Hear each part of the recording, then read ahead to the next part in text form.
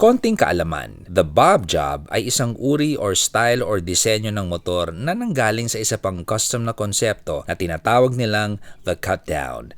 This was way back 1920, over 100 years ago. Unang lumabas ito sa harley-davidson J series. So even then, kahit noon pa, naman tao, sawain, di makontento, ayun, kalkal motor. Iniklian yung likod, tanggal fender at tanggal lahat ng accessories. Gumaan yung motor as a result of. At nakita nila yung value of a lighter, more efficient bike. Lower din siya, gidalaw din ng frame at kung papansinin natin, meron diagonal line from the steering to the axle. And sometimes this line is not directly seen pero subconsciously ramdam natin tong linya na ito. Kasama lang talaga siya sa overall tayo ng motor. So, saan galing yung term na bobber? 90s naman yung lumabas. I guess like me, na-realize ng ilan na ang pangit ng bob job na term. Sagwa, di ba? Parang boob job. Di bagay sa motor.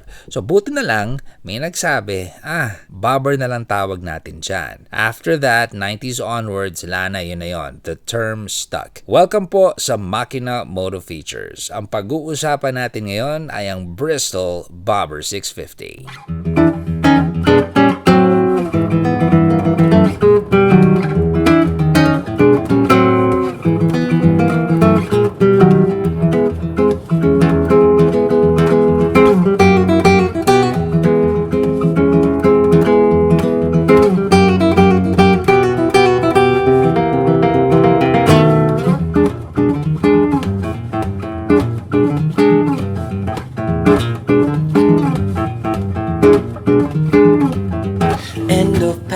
Play crumbling away. I'm your source of self-destruction. Veins that pump with fear, sucking darkness clear, leading on your death construction. Taste me, you will see. More is all you need. I'm dedicated to how I'm killing you. This early pa lang, sasabihin ko sa inyo na this video is not giving the bike justice in terms of looks. Iba ang mangha at nga factor in person. Bobbers are kind of selfish. Pang ikaw lang eh. And I guess yan din ang rason kung bakit tumagal ang design. Meron siyang lone rebel factor. No pressure makipagkarera. Di niya dating makipag-compete or makipag-banking. Dating niya talaga, forma at ride lang. Enjoying the surroundings, the outdoors, while looking badass at hindi tipong mukha kang magkakamping. Kung ang sport bike ay isang maskuladong Arnold Schwarzenegger na athlete, ang bobber naman ay isang slick na James Dean. Di ganong kalaki muscles, nagyoyosi, pero pogi at cool lang. The Bristol Bobber has a 650cc engine at sa pwesto niya sa presyohan at 398,000 pesos, it's clear na may ino-offer siya na lamang over more established brands that offer much less power. Fuel tank capacity natin ay nasa 14.5 liters, about a liter more than a Harley-Davidson Street Bob. It's got a traditional steel frame, very sturdy and rigid. Seat height naman, 740mm, very Pinoy friendly for those under 6 feet. Timbang is 225 kilograms or almost 500 pounds. Yes, mas magang ito by around 100 pounds kumpara sa mga mas malalaking bobbers, pero it is hefty and mabigat sa mid-size 650 class. KYB telescopic forks tayo sa harap, rear suspension naman ay dual shocks. Gulong 16s tayo sa harap and 15s naman sa likod. Brakes, ABS po tayo with single discs both front and back.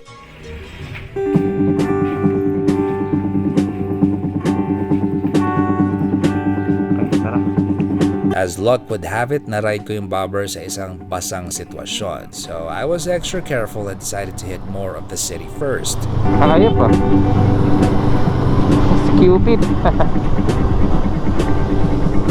At lower speeds, mas dagdag ramdam mo yung bigat ng motor nang dahil sa rake angle nito in relation to its wheelbase, kahit na wide ang handlebar for more leverage. Trade-off niyan is pag pumalo ka naman ng 50 kph pataas, pag-lock na yung stability ng bike. Tamang tour na talaga siya for nice long rides. Very stable, very sure. Parang palaso, pero need niya yung speed na ganon. Like other bikes of this style, gusto niya talaga open roads and wide twisties. So the bobber in tight situations, parang ganito, it's not going to be as easy as compared to a smaller bike, but syempre goes with the territory.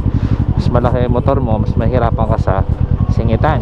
But again, this is This is the price you pay for the looks, di ba? Doon talaga. So, while this is a bobber, we are in long ride cruiser territory. So, yun yung pakiramdam niya na basta kaiba to. I mean, kung sanay kayo sa style na bike na mas malapit yung gulong sa atin, iba na kagad yung handling na to. So, case in point is actually, yan, yung Bristol na yan. That's more of a standard bike. And yung rake niya mas malapit yung front tire na sa rider. So iba na kagad handling yan. Kung kukumpara mo yan saka ito in terms of handling, wala, that's gonna have an advantage. I mean, mas sharp yung pasok na kagad sa kanto.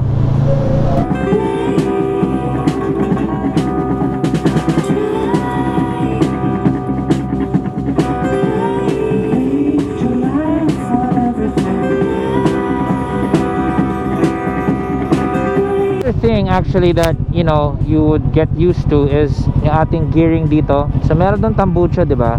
Right under near where my foot is. Medyo swak siya dito dun sa ating lever for the gears, right? So minsan kung susobra ka, tatama doon sa tambucho isa, can't naman be too high kasi magsusobra siya. So you gotta get used to it, saktong pasok, so that you can adjust the gears. I was kind of fumbling with it nung simula, but again, you can get used to it.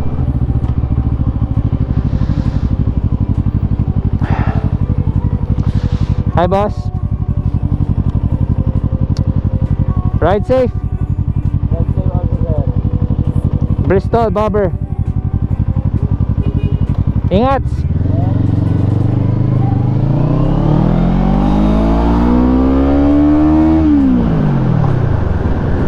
So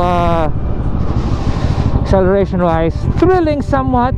Ganda ng tunog, ganda ng pakaramdam. And because of the position of my seat at yung handlebar ko, yung parang medyo taas kilikili feeling, you know, taas kilikili feeling, okay siya. May pagka, I don't know what's the word, macho.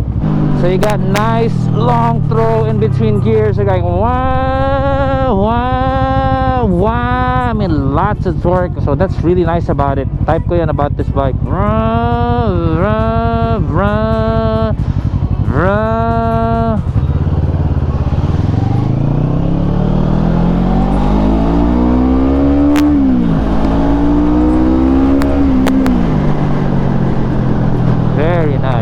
Sa oras ko with the bobber, naka 18.193 kpl ako, while wall mode all the way.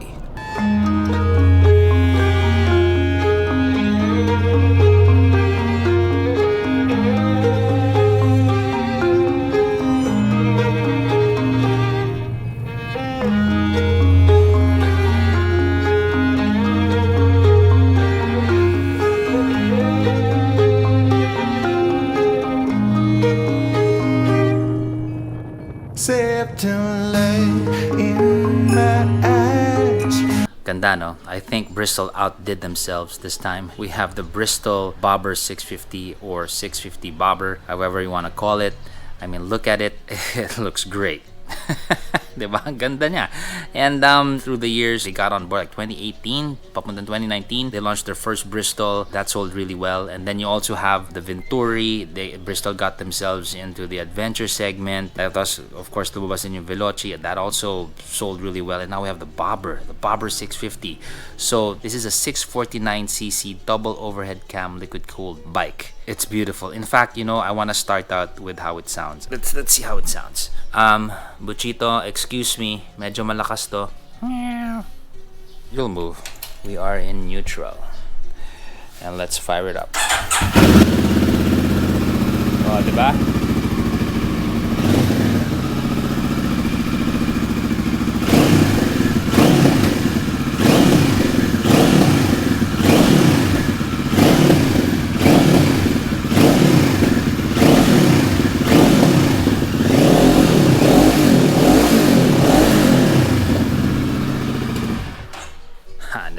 It's a really nice low tone, and these are stock mufflers. Pwede pa siyang bumayo actually if you put like, you know, Vance and Hines maybe, or some aftermarket pipe na babagay dito for what it has. So exhaust and sound wise, it's brilliant. I'm very happy also na nagiging norm na talaga. You know, you see ABS in practically 80-90% of the bikes coming out in the market. Kesyo small bike or big bike, and that makes me very happy. So as you can see, may ABS po tayo dito. Tires na nilagay nila is a brand called Timson, and the specs are 120/80/16.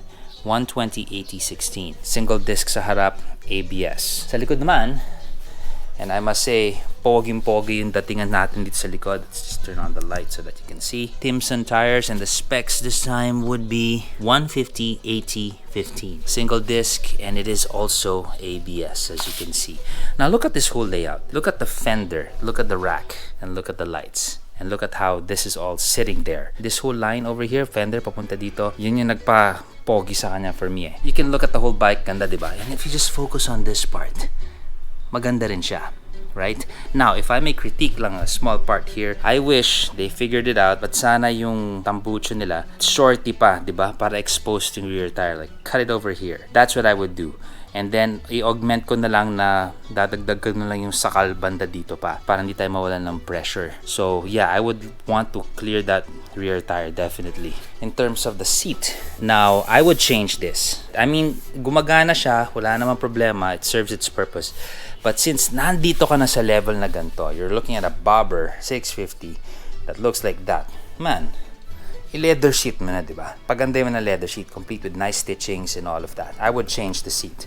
In terms of the foam, as bobbers go, it's a bit stiff, but then again, when I was riding it, di ko naman masyadong inintindi at pinansin. On the crotch area, generous ang foam mo dito. Very generous. Dito, medyo pawala na. The lights are also okay and nice, but they put it this size, syempre, for safety reasons. But I'd make this smaller. Diba? Custom na pinag-uusapan. Liliitan ko pa yan like bullet. Like little small signal lights. And then for the headlights, if I turn things on,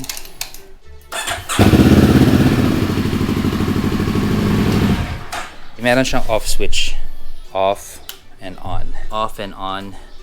It's not LED. And the bright would be this one. And yung bright natin. So it's pretty much straight up. I can appreciate this headlight. When we turn it on, makikita nyo na meron siyang ring light dito. See? So ring light and then normal light here. So ang LED lang niya dito would be that. Those are our turn lights. These are actually LED. Yep, LED turn lights. In terms of the clip-ons and this part, I would say sa Bristol, wherein sometimes dito hindi bumabagay with the rest of the bike, right? But for the Bristol Bobber, this is really nice. Maganda to. Bumagay siya sa whole look of the bike. Switches, pati yung pagka semi-gloss finish nito that goes in line with the levers, okay siya. Pasado sa atin yan. Now, meron tayong clip-ons dito. Now, as I can see, those look to be stock kasi wala ko nakikitang provision for regular mirrors dito eh. Walang, di ba? Walang kabitan dito na mirror. So, this tells me that this is probably stock. Now, just to nitpick, to be purist, hindi bagay yung pagka-carbon fiber niya with the rest of the bike. So, kung meron ka makuhang clip-ons or mirrors na hindi ganyan, di ba? Para bagay na talaga. Now, in terms of the grip, sobrang type ko tong gantong klaseng grip. It's a classic looking grip and again, bagay siya. And the diameter is nice and thick, at least for my hand. Kapal siya. That's also pretty good. So controls naman natin, layout ng Bristol Bobber 650. Akala ko nung simula, ito yung ating starter. Actually, that's the turn signal. So if you need to turn right, you're gonna press that. If you need to turn left, you're gonna have to press this button kasi dyan yung turn signal niya. As opposed to yung iba, di ba, kaliwat kanan, one thumb lang. So that's why I thought this was the starter. So that's their layout. Yung starter niya is actually this one. Yan yung starter niya. Nakakanibago, but you'll get used to it. Your forks are pretty regular there. You got beefy dual shocks in the rear too. Now, in terms of shifting gears, if I may show you, and I have a little prop here ang aking botas. What I did notice is that your foot is going to be situated right over the exhaust and under the shifter, right? So it's going to be in between both. Your foot resting here, baka kasi sobra dito, tinatry nyo pumasok dito, tatama dito, right? So, it took me about, I don't know, 5-10 minutes to get used to it na pagpasok dito, sakto siyang papasok dyan. So, this is my boots, right? So, you have an idea. Sakto siya dito, sakto siya doon, right? So, I kind of had to get used to that a bit. Maka-relax ka lang dyan, riding, shift ka ngayon, papasok mo dito, sakto, pak. There's not much play. So, sakto lang siya. Boot, foot. So you just gotta get used to it. I'm not saying it's a bad thing, but you're gonna have to get used to that. Bristol embossed over here. You can see it nice and clear in terms of what you got. Okay naman yung layout niya, maayos yung harness. Another trim over there. Tank pad is nice, nicely made. It's also good quality. Now, I saw in their Facebook page that there are accessories for the Bobber na kung gusto mo naman na hindi ka Lonely Hearts Club parate at gusto mo may kasama ka sa ride, mahal mo sa buhay or what, then they have an option for a seat at the rear. Now, I wanted to talk to you about the huge wheelbase. Of course, that's gonna affect your handling, and I was talking about this on the road. The longer the wheelbase, the less efficient you're gonna be sa mga kanto. So, again, di ka mananalo ng MotoGP with this bike. Pero, ang straights mo naman, dahil mas mahaba yung wheelbase mo, mas stable ka sa straights. And you can feel yourself being solid and you're gonna be gliding about in the highway when you use this. Those are the pros and cons with a long wheelbase. Of course, turning with the longer wheelbase, meron din illusion or meron din datingan yung rake mo parang push out forward when actually it's not really the rake but rather the length. So meron ganong pakaramdam din, especially you're lower on the seat right here. Now, what does this bike remind me of? I would say that this bike reminds me of Triumph because of how the logo is made over there, and the sensibility of this whole bike reminds me of Triumph. And if you look at it, it's still not Triumph all the way. There is a brusqueness about this that turns it into, oy, Bristol ako, diba? Although you'll see a bit of the similarity there. For what you're getting here compared to, of course, the price ng Triumph, I mean, you're getting a lot of motorcycle look for the price. Ayan na maganda. Ganda, no? Maganda to kasi mababa. Ikutin nyo, ikutin nyo na, Tito. Hindi, wag. Mahina yung dito ko. Mahirap na hindi parehas ko, malakas. Sige, Tito, have a good one.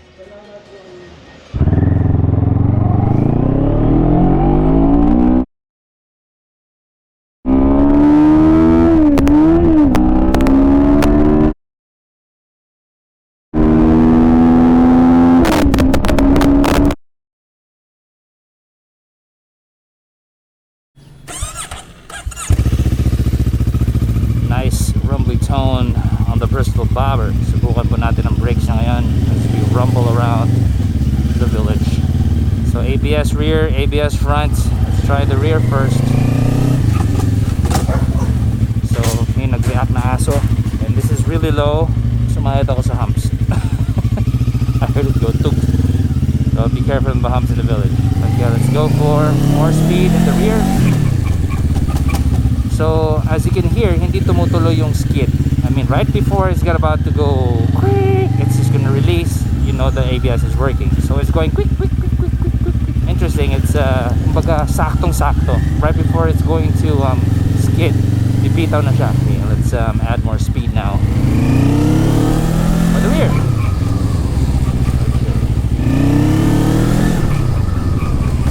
We know it's working.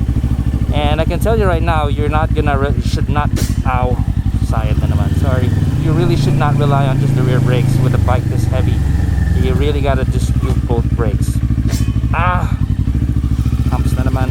Sorry, Bristol. Okay, to the front now. Easy peasy. Yeah, the front brakes are much better.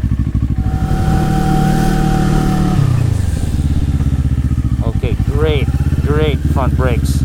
More speed now. Pick up the brakes front. Okay, stopping power is alright. Again, don't rely on just the front, just the back. Of course, the front is expectedly mas maganda talaga dapat. What's happening?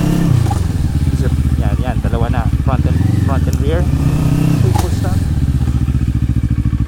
Okay, so decent. I mean, hindi siya sport bike stopping power. But again, hindi naman to sport bike. Pero I'm saying it's decent. Decent brakes here for the Bristol. Considering nga, may magaang tong motor na to. Kabigatan. Ano ba?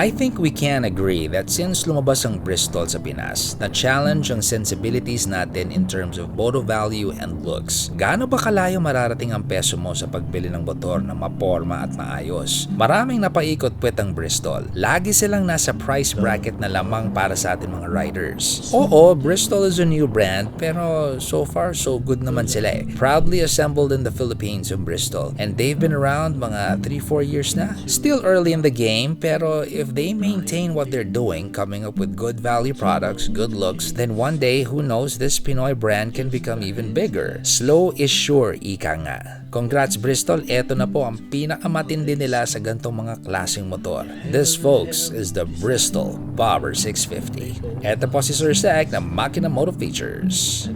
Ciao! Notes on their vacancy signs. If there's no one beside you when your soul embarks, then I'll follow you into the dark.